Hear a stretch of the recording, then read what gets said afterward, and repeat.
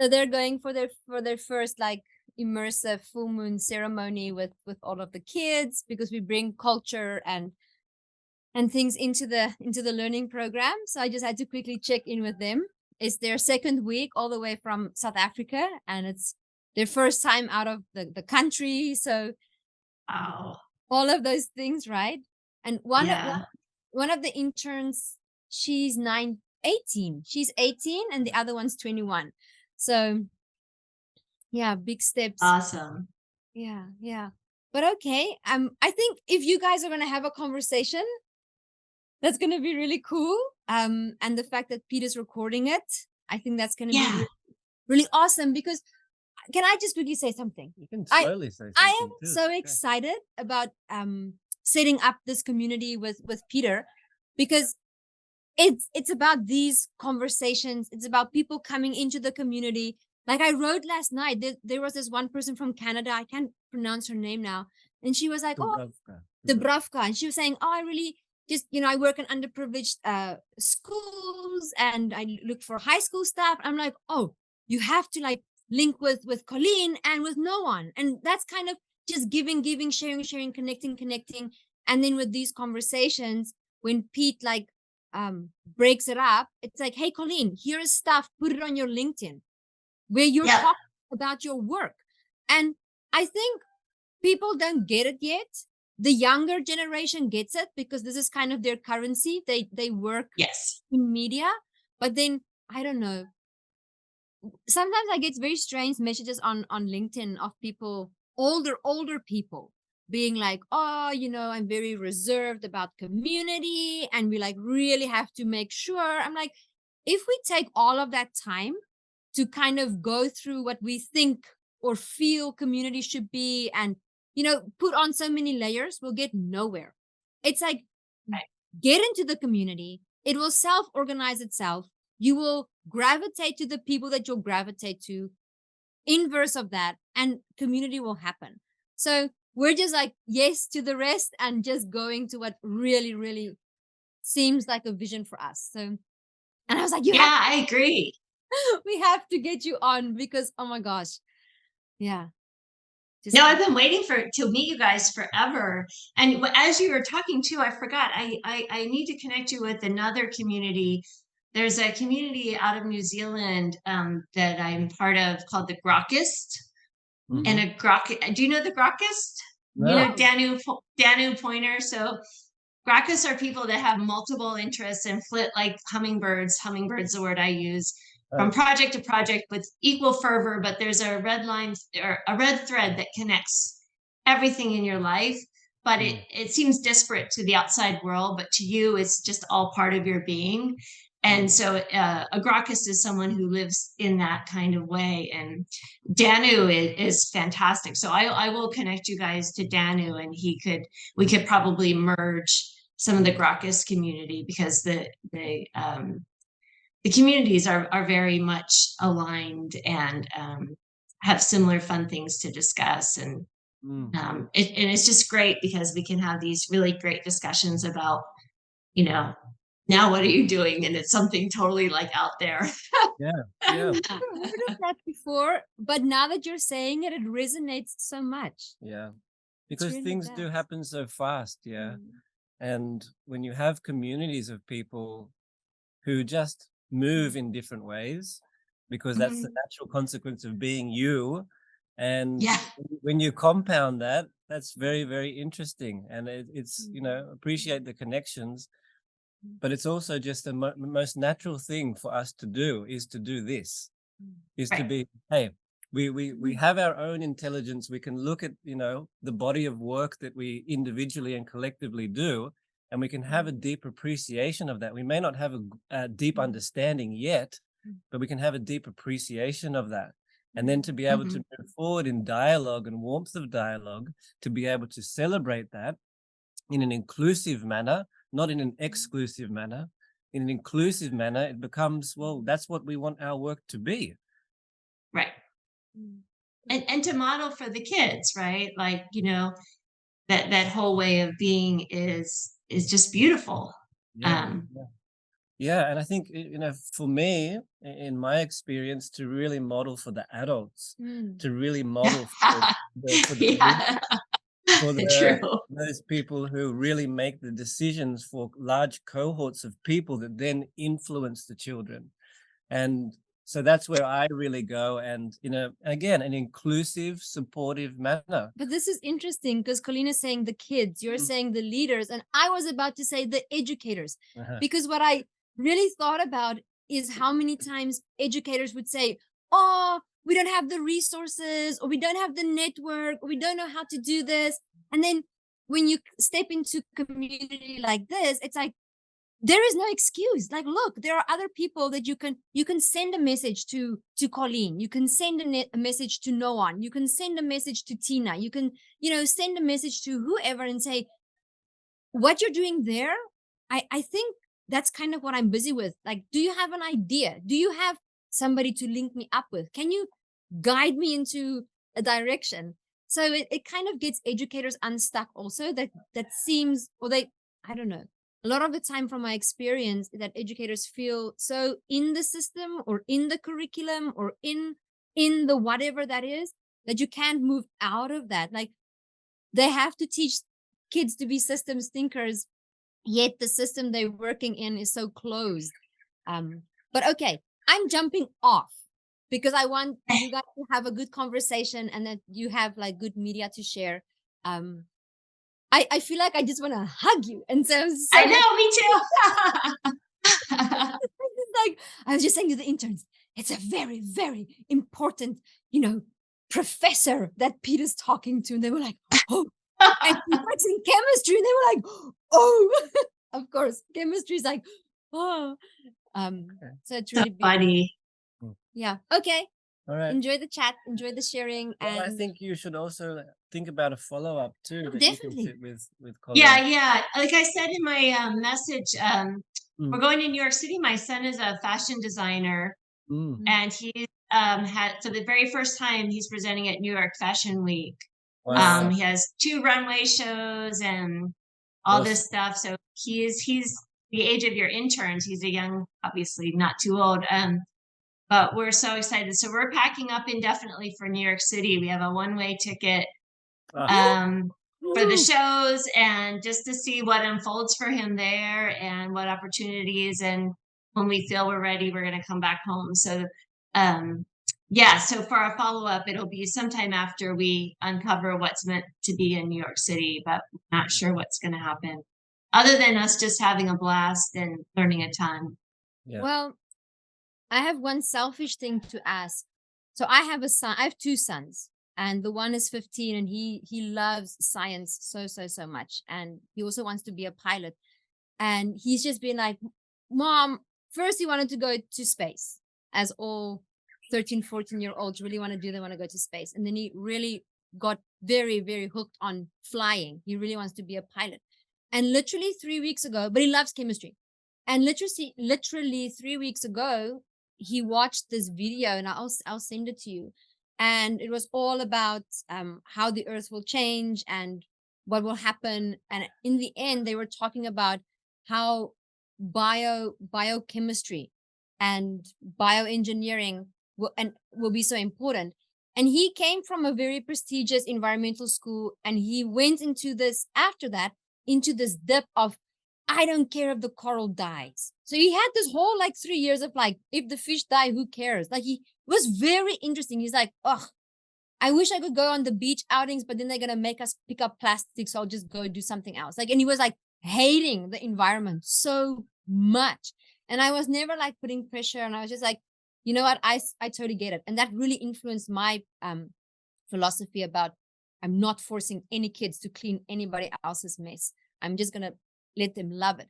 But now he said, Mom, I think I really want to do good in the world.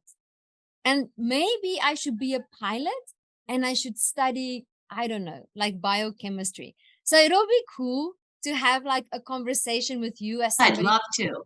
Who does chemistry, and with this young person, with him as I just think that'll be such a beautiful community conversation where there's a child's voice also in it, who is 15 years old, who is now feeling this feeling of, I want to do something good in the world. I'm not really sure what it is, but I kind of I feel pulled to that world of chemistry. So it's kind of an interesting circle for him, coming back to this and coming back to it by himself, not by Yes, I love it.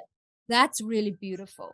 Yeah, tell them for sure. There's I just read, well, maybe a month or two ago, an article about a woman who's a pilot and she's also a chemist, and she's taking the carbon dioxide measurements over the Amazon, right? Because if we want to look at the decline of carbon dioxide in the atmosphere or the rise, either way, the change, someone needs to be able to analyze that and know what the markers are, because the markers aren't necessarily just carbon dioxide. There's other molecules that are precursors or that come afterwards.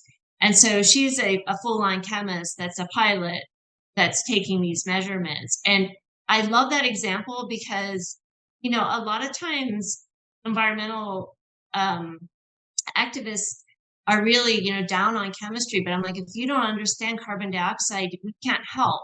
A fundamental understanding is how we're going to help. Unless we understand our world, we can't help it to heal. And so healing comes from understanding in all aspects of life, and including climate change. And I really think, if I could rebrand chemistry to be a soft, lovely, healing subject as opposed to something that sinister, that's what part of my mission.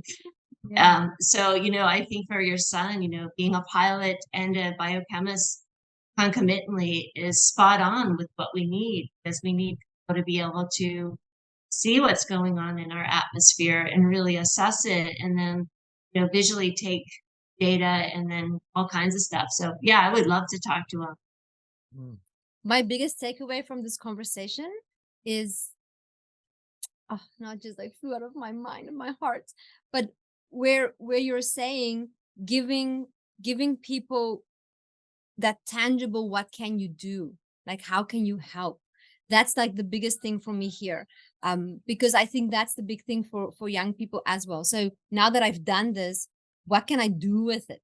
Or if I'm learning this, like, just tell me, am I spending my time on something that can I actually make a difference with what I'm spending my time on or with what I'm learning? And that, like, once we get that for kids, I'm like, yes, just your willingness. If you're spending time on your willingness, it'll have impact. If you're spending time on, I don't know, it will. And just making that bridge. Oh my gosh, I can see that. This will be so good. Okay. Yeah. Well, so tell them for sure. So I think we'll be done with our travels probably mid to late September. So just let me know. We'll set it up. We'll set it up in the studio. Okay. That would be great. Cool. Okay. Enjoy your rest of your day, evening, and all of it. Bye. Okay. Bye. Thanks. I'll see you later. Yeah. But I mean, you just touched on communicating chemistry in a bit of a different way. And I know, looking at the work that you do with children in schools and the materials that you produce, is that a big part of kind of rebranding chemistry in a way? Yeah, and what you said something that just struck me so profoundly. It's really not the kids that this is for. It is for the educators, because the educators have the fear of science, have the fear particularly of chemistry, and fear, and they're not confident. They don't see it as important.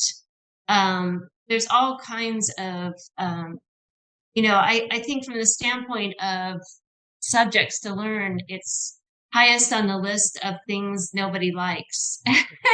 And it makes me so sad, because it's based on vibrations and patterns and beauty and understanding. And like I said, through that understanding can come healing, whether it's medicinal healing in our bodies, or environmental healing, or healing between two human beings through connection.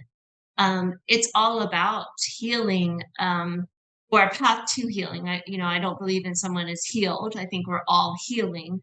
But I think if we frame it as something lovely and beautiful and just yummy, as opposed to, how it is, it destroyed our planet and it's only for smart people and it's all based on numbers. And it's really just based on pattern recognition and understanding, or being curious about seeing patterns. And, you guys are watching the full moon. That's a pattern, right?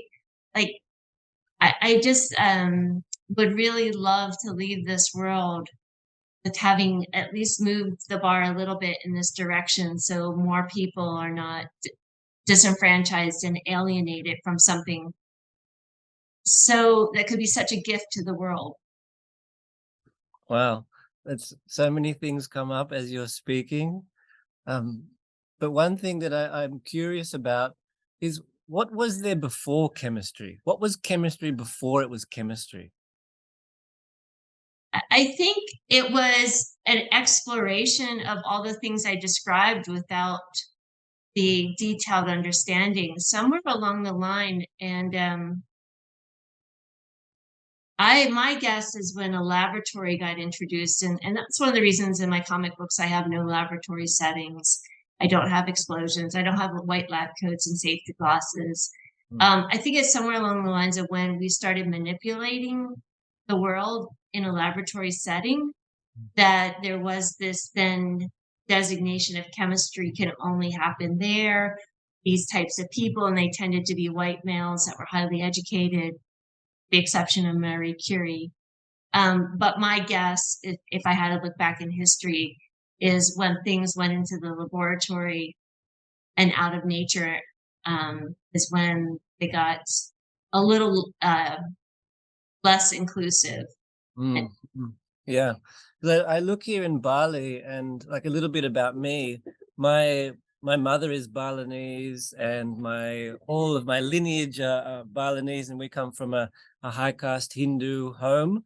So all of my grandfathers and great grandfathers were high caste Hindu priests, and we also have another lineage to the family where they are healers, and they're called Balyans.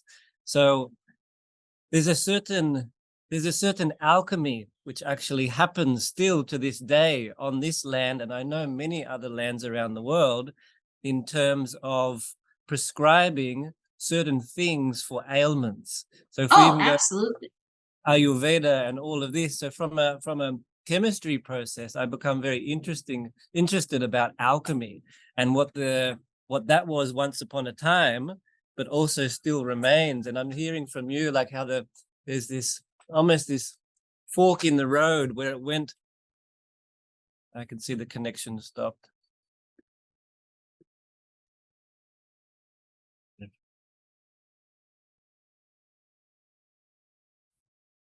Okay, I think we're back. Yeah, we're back. Yeah, so you were talking about the fork in the road from alchemy. Yeah. It feels like, even from your kind of wanderings in memory and kind of hypothesizing about the past, was a fork in the road, and then almost like a sterilization, and then coming back to a more holistic, interconnected definition, if you like, or redefinition of chemistry. Because when I hear you and when I look at your work and when I look at the natural world too, I become so fascinated about the things that I don't know. And as an educator, as a human being operating in the world with children, if you don't have that curiosity, we're going to have that fear of not knowing and being called out not knowing. So I'm like, I don't know. I'd love to talk to Colleen because I'm going to learn something. I'd love to be able to talk to other people about how they apply that, how they bring it to the classroom, how they bring it to the lab, how they bring it to the natural ecosystem too, and how the living system, like here at Open Flow, our science is really based in living system science. So let's go out into the world. Yeah. So I become very curious about those things, and I see, the cool ways that you're really, really communicating chemistry in a lively way, which is much more conducive to developmental ages of children and so on. And I become curious about how we can look at rebranding more of those things and communicating them in beautiful ways. And I think this is really part of it too, just engaging in dialogue across border and so on. Yeah, definitely. I think one of my experiences in a lab, we were working on developing cures for tropical diseases, malaria, one of them. And we would receive huge tons and tons of bark, tree bark from Nigeria. We had a Nigerian fellow, postdoctoral fellow. And he would go in, he would go to the areas and he was an ethnobotanist and talk to the people, and we would bring back the samples for us to explore. And what we found, Peter, was sometimes we would analyze it for its efficacy against malaria. And the more we whittled it down to individual molecules, the less effective it was. So the whole bark is really the cure. And in the United States, our Food and Drug Administration and government won't accept a bark as a remedy, right? So we had to, and so for me, I was a young scientist at the time. I was in my early 20s, and we all knew this, and we all thought, why do we have to follow these silly rules when, first of all, let's not bring back any more bark because that's not destructive to the environment. But I had to see it firsthand. And every time I would send a sample to be tested, it would come back with worse and worse and worse numbers, the more pure I made it. So, messy is good. And yeah, messy can cure. So we really have taken this whole laboratory setting really may have set us back on so many practices. Wow, that's really a fascinating thought. And without getting too deep into that, it's also really presents such exponential opportunity, doesn't it? When you can actually have, at least from a tertiary level if I go here first, that we are developing a lot of connections with universities on island here, specifically on Bali. And Bali is kind of like an anchor point for the world in many, many ways, in terms of tourism, in terms of development, in terms of investment, and emerging forms of education. And like with Open Flow, we've really, over the last 4 years, we've had this deep connection to land, culture, and place, and people. And with all of that becomes a really interesting insight into how the philosophy of the various cultures here are so deeply intertwined with natural systems. Yeah. How the calendar is still, even with the Gregorian calendar, there is still a lunar calendar which governs the ceremonial practices. There is still this astrological reverence that ensures that certain things happen when, and there's a greater intelligence. Maybe the people largely don't know what they're doing, why they're doing it when, but there still is that custodianship from, we can almost bring a parallel from a tertiary institution to a generational piece, a custodianship that knows that is inherently important for the identity and for the harmonization of people to people, people to land, and people to nature or spirit. And with our developing relationships with universities, we're looking to, at least in a micro form to begin with, have these internships, these cross-faculty internships where students from the sciences can come and look at what they've learned in a sterile environment here in Indonesia, in the universities, but they can come and they can be deeply immersed in nature, and they can realize they know nothing about all of these things. And in that process, then becomes this wonderful kind of, we talked about the divergence, and we can have this wonderful, pivot, and all of a sudden we are converging. And I become very, very excited about that in terms of opening that up to a wider scale, and having academics come along and from other universities in Singapore and so on, because this is a wonderful opportunity as to what we're talking about in terms of the sterilization, but also in terms of unity, a more harmonized. Right, yeah.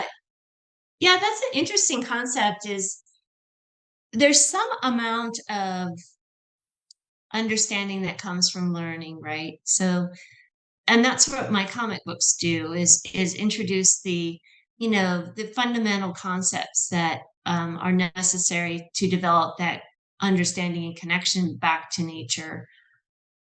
And so I love the idea of someone coming back. I mean, that's what happened to me. I was classically trained in a laboratory and then was put on these projects and really got to see, oh, wait, okay, this is something totally different. And then led me into more, you know, natural products type chemistry and my research more like that, with like what is happening, whether it was in the body or outside of the body. I worked on both systems. So, yeah, that's interesting, is how much of that sterile environment is necessary to develop the understanding. My evolving thought on that is less and less. I think it's more and more conceptual, imaginative learning.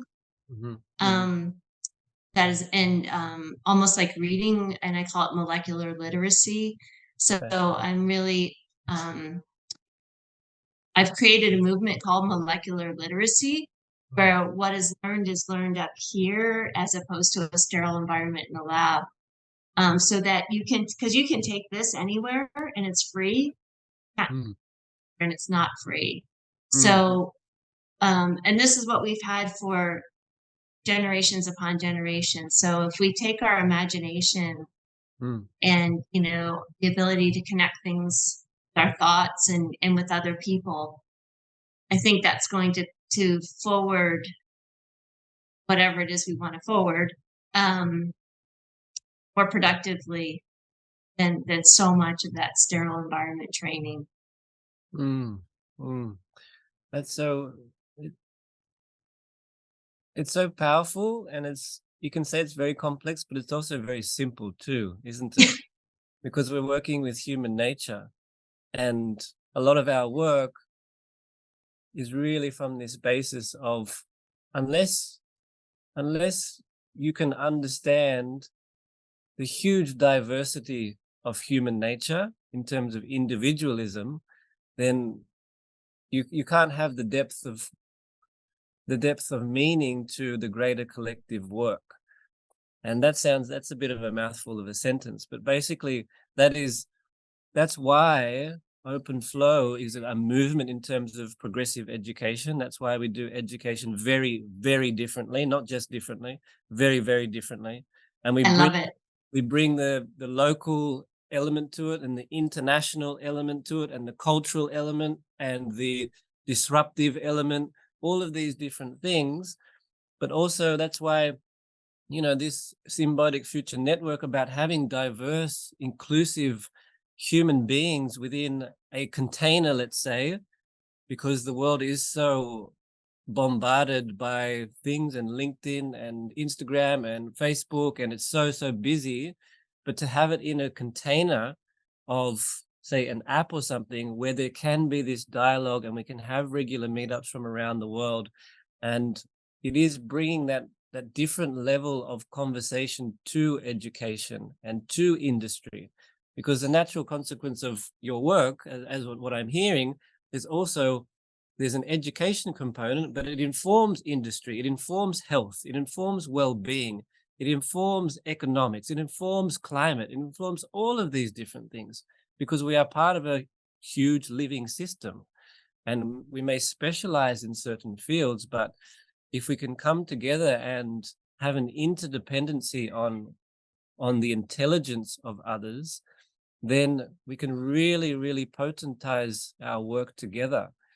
And that's what I really, really love about just being able to send a couple of messages, jump on a call with you, and just have a conversation. And I know that conversation is not purely for me. Yes, it's a bit of a selfish thing because we get to connect like this, but Yeah. selfless by default. It's selfless by default because it's bringing that word to a different audience and saying, well, let's bring a humanization to the chemistry. Let's bring a humanization to the education component. Let's bring a human element to what community means. I agree. I think, you know, as we were sitting here, you know, my mind is just, you know, idea, great, great, great. You know, so it definitely, this is how I've been able to sustain my joy through it. It's conversations like this. And you know, it's been a sustained, I tease people. I say, you know, chemistry has been the longest loving relationship of my life. Um, and in a lot of ways, it's true because I have these great conversations surrounding it um, that are freeing, they're liberating. And with that, I would say education, because I would say equal to chemistry, I'm fascinated by how people learn. And also, I don't want to be too cynical about what's happening in the United States, but it's Peter, I'm retiring actually because I can't be in a classroom anymore that's so misaligned my Wow. values, and I don't understand how we're assigning numbers to people as a representation of their value, and Mm. we call them grades, but I don't know what they are. I don't know even what they mean. I can't even begin to it's not even something I understand. I don't understand it at all. Mm. And I, anyway, it is, the more I talk with people like you and Nicolene and other folks, the more I realize we have to make a huge change, because so much of what we're doing just doesn't sit right with me. So I'm lucky I can retire, so I can come to Bali anytime you want. Yeah. I've got Yeah. a grown son, and he's out of the house, and I'm single. So, but I am retiring because I want to be able to spread this message more and work with folks and Oh. have a real chance at this, as opposed to continuing, Mm. I don't know, facilitating something that I just don't believe in. Yeah. And I try to be authentic and not assign grades, and to try and do it the way I think is true to me. And it's difficult, right? Because you end up getting in trouble. Yeah. So I get in trouble. I can imagine. Well, I mean, if we can just hover in this part of the conversation, and I don't think it is, I don't believe it, you are being cynical. I think it's a very, very reality. It's a truth. There's an absolute truth to that. And it, unfortunately, it's a global truth. And the global truth is that passionate, inspiring, intelligent, creative, phenomenal human beings get pushed to a point of your own integrity, of your own absolute knowing that the human beings, these developing human beings in front of you, should not be defined in that way, should not be limited in that way. Their intelligence, their emotional capacity, their everything about them, the natural genius that lives and breathes in every human being that has ever existed, that will ever be born into this world, should not be limited and governed by a set of criteria where those people who set the criteria have never even stepped foot to meet eye to eye, heart to heart with those human beings. So this is something that, with many conversations around many places, is the reality. And I can say from my own personal experience of being in traditional schooling systems in Australia and over here in Bali and Indonesia too, that it does something to you, and that it's almost like a process of death that starts to happen.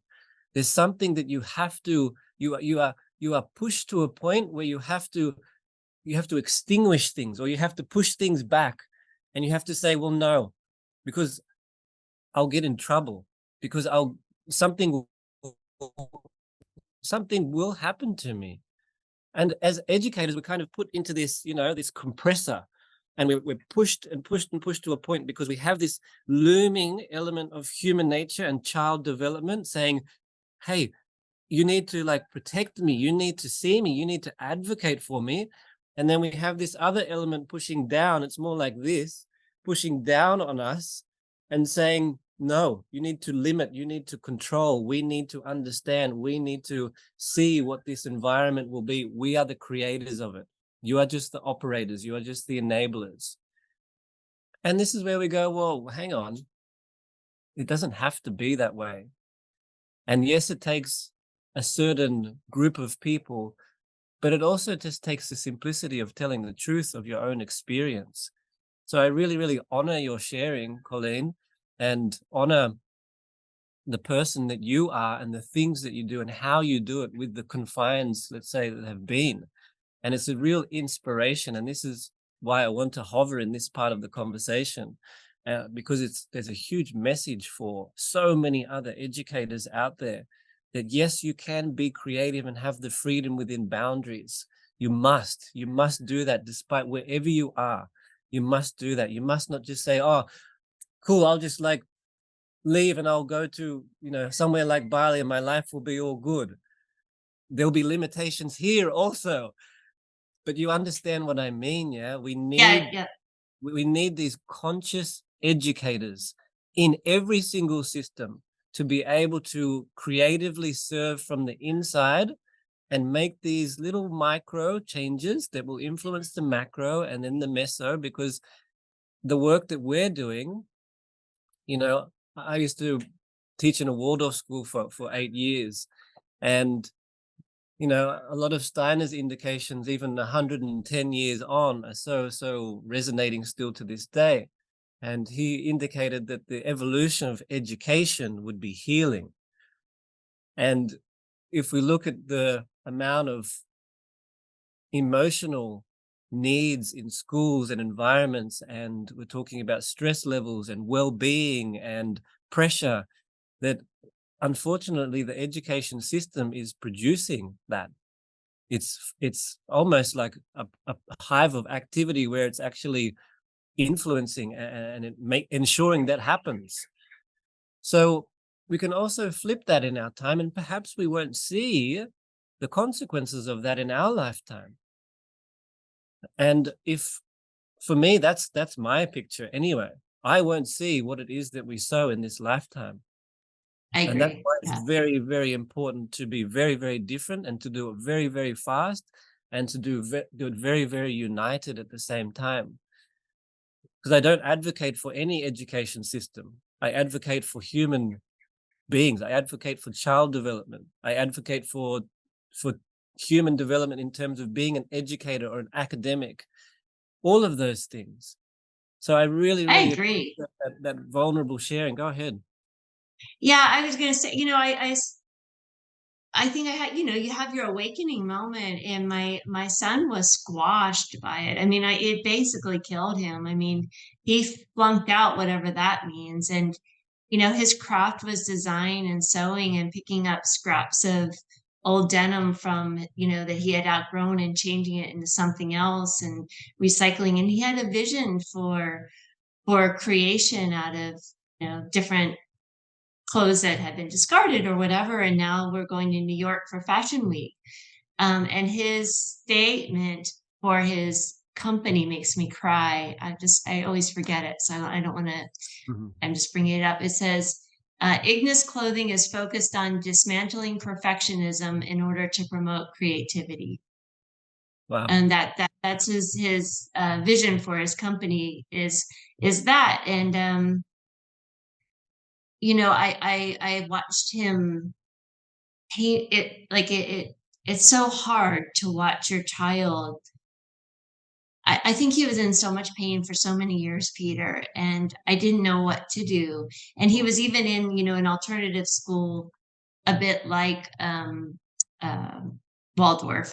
So it was very progressive. He had a sewing machine at his school. He had and very diverse, but it's still, I think it was so painful for him. And I just breaks my heart that I didn't know what to do. How do I get him out of this pain? And, it worked his way out. He found his way out. That was also painful. and to his joy. So we're, you Yeah. have to grow from all that. But Mm. for me, what Mm. you're doing is our children are growing into adults without that pain. And I Mm. see it all. I see it all around me at the university now. Now that I've witnessed it, Wow. everybody that comes into my energy I just feel like they're also in that same pain. And there's so much of it on campus. Mm. And it's awful, Mm. and they're paying for it, which is even worse. Wow. Paying for pain, whether it's whether it's conscious or unconscious. And I really sink into that, what you're sharing about your son. What is your son's name? Ian. Ian. What you're sharing about Ian and your own journey as a mother, and somehow separating yourself as a mother and an educator and a professional and all of those things. But once you see and once you feel that, you cannot unfeel that. You cannot unsee it. You cannot unhear it. You cannot unsense it. You cannot. It's a capacity and a faculty which, through that pain, unfortunately or fortunately, we have a different experience and a different perception of the world. And to see and feel in the generation of Ian, to transform that, and so it really is almost like a form of alchemy, to potentize that transformation process and direct it into something which is very aligned with him. It has a beautiful output. And you quite rightly said, we are very curious about what happens when you don't have to go through that shedding, through that de-identification that people have really thrown at you. And I wonder about that because I don't know. And I'm not proclaiming that everything is all, glitter and roses and skipping across the rice fields here. There's all of those constraints and pressures being here in a country like Indonesia, but also being in a place of Bali where it has a reverential capacity of human beings and to humans and to nature, and this deep, deep cultural reverential element where everyone comes together in full moon, regardless of your conflict, regardless of what it is that you're holding in your heart or your mind. You come and you sit together and you realize that you are very, very insignificant in the significance of life. You're very, very significant in this finite period of time. So why would we have this nonsense carrying on within us and around us? How can we extinguish this and say there has to be other ways? Because what we are experiencing in our lifetime should not be what the children experience in their lifetime and for generations to come. So messy is good, messy is caring. And I'm really, really, really enthused, and I'll really be holding you in thought and heart over the next couple of weeks as you go there, venture there into the unknown with the one-way ticket, with what will transpire. It's so amazing. Really, really, really really grateful that this sharing and this feeling can kind of coexist. Really. Thank you. Yeah, I'm so excited to spend this time with Ian and just watch him shine. And really, because of like the journey I explained to you, while his models are walking down the runway wearing his clothes, no one's going to know what I know, what that took to break free of, getting your homework done on time, and just all that soul crushing experiences. And so it's going to be a beautiful moment for me to see he found a way in this world out of that, to express his true self. And that's what it comes down to, is bringing that authenticity for all of us. Yeah. Wow. I'm just taking a moment. That's really powerful. Yeah, I told him, I said, I'm be crying the whole week, honey, or 2 weeks or whatever. I said, you'll look at me in the audience and I'll just be bawling tears of joy, just so. Absolutely. Yeah, really, really. I mean, the human spirit, the human spirit and love and care and compassion I don't even go to hope. It's just a knowing. It's a knowing. Knowing, yeah. It's a deep knowing. Yeah, and my family is African American by marriage, so Ian identifies as that. Okay. Mm-hmm. And he doesn't look anything like me, so he not only does he identify with that, he looks the genetics have taken over. So I think, you know, we've talked a lot about generational trauma, and you know that his great grandparents were slaves and what that meant, and you know, what does his homeland, you know, he visited his homeland, and you know what that slavery lineage means, and you know what kind of trauma that could happen, and how to feel that and honor that as opposed to ignore it. Yeah. Yeah, and I think, you know, I've been having a lot of conversations with people about, you know, ancestral lineage of late, and even in my own meanderings with my own family here. And there are these pockets of, yeah, let's say horrific things that happened to generations of our bloodlines. And then there are these spaces and places that reach way, way, way back before then. So far back that nobody can tell me anything about it. Nobody can tell me anyone's names. Nobody can tell me the places. Nobody can tell me anything. Not because they don't want to, it's because they also don't know. Right, yeah. Truth is, that's the truth. So as I walk into my future, I also walk into different understandings of who I walk with, let's say, and why I walk with this conviction and this purpose that I have in this lifetime to perhaps, you know, I don't want to get too deep into it, but to perhaps reunite some of those karmic ties to ancestors before who I'm a consequence of. Yeah, absolutely. Yeah. Yeah, it's all there. I mean, I think, and I love that.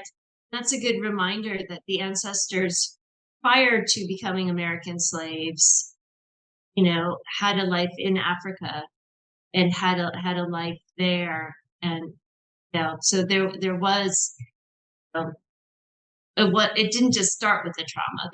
There's ancestry before that, and that's the first person that actually ever brought that up. That you know, coming to America was the traumatic incident, but prior to that, life in Africa could have been full of joy without the oppression.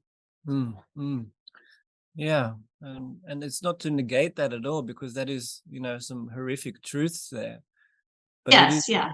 have that duality picture of, okay, in this lifetime that I have, with the capacities that I have, with the mother and with my own skills, to be able to again transform that into that feeling of, you know, simplicity, what you mentioned about joy. So I'm really, really, I feel joyful in my day, and knowing that over the next couple of weeks you're going to be going through that, and the next time that we can connect, I'm very curious about what that conversation will be, and I can see like our bodies kind of light up in that. So that's really, really nice. But you know, just for me, in closing, Colleen, I'm really, really grateful to have this initial meeting with you, and there's a feeling that I've known you for a very, very long time. Me too. Yeah, I agree. Yeah, same with Nicolene too. Same. Yeah. I thought it was odd that this was our first meeting, because I had never, the vibration was always of extreme connectedness. Yeah. And I assume that will kind of emanate through various connections as it does. But you know, you mentioned something about Bali before. So I have these thoughts now, and I have to express them. So I want to see how we can actually have you come to Bali. I want to put some work together about how we can set up some sort of independent science center here in Bali. These are the things that are kind of, you know, coming to mind about, there is something important about being in the place, being on the ground, being connected to the land, and that kind of unlocks certain things too. And that's just how I experience the world. And but we would love to have you come to Bali and to meet in the physical in the physical, and then see about this, what is an imagination. And I like imagining because that's where thought begins, and that's where manifestation can come from. Where an independent science center in Bali as a kind of expansion of, say, open flow, or whatever that would be, whatever form that would take. Just sharing. Whatever. Yeah, I agree. I think that's definitely in our future that I will have a presence there. Ian and I spent a summer in rural Kenya teaching, which was also really illuminating to see what it's like. No electricity, no running water, 3 kids to one tiny desk. And anyway, so my guess is he'd probably come to Bali. We're big, and we're also like we travel everywhere, and are not. Anyway, we're used to living without amenities. Well, no, I mean, we can experience the whole range, and that's why this land basically is based upon Sakala and Niskala. Sakala is what you see, Niskala is what you do not see. So there's a duality to everything. So even here, there's the 5-star luxury, ridiculous things, and there's the there's the very, very simple village up in the mountains with no infrastructure, no fresh drinking water. But also from a textile point of view, from a manufacturing point of view, from a fashion point of view, it'll be very I know him, I'm sure. And I'd love to be able to connect him with various people here, and just to see these different fabrics and what sparks in his mind. That would be fascinating. Fascinating. And he to this day says that the Kenya experience, I mean, if he gives he donates 25% of his earnings to the education foundation in Kenya that we were part of. So gives back to the school in Kenya that we were part of. Beautiful. Because it impacted him so strongly, but also the fabric and the school uniforms, that was unexpected to him to see these kids who had nothing wearing school uniforms. Like, what is that? Like, why are they wearing uniforms? Wow. So Bali is in our future for sure. So, but let's figure it out, and we'll figure out a way to get there. And again, that's probably another one-way ticket. Figure out when it's time to leave. Well, all right, let's hold that intention, and let's hold that imagination, and see what comes up in our collective imaginations. Okay, Colleen, it's been such a pleasure. Thank you so much. Thank you. Blessings and fun, joy over the next couple of weeks, and please send our love to Ian, that we're thinking of him in this time, and imagining those models down the runway, and imagining you sitting there watching. It'll be a very, very deep imaginative thought that we hold over the next couple of weeks for you both. Thank you. Okay. Bye.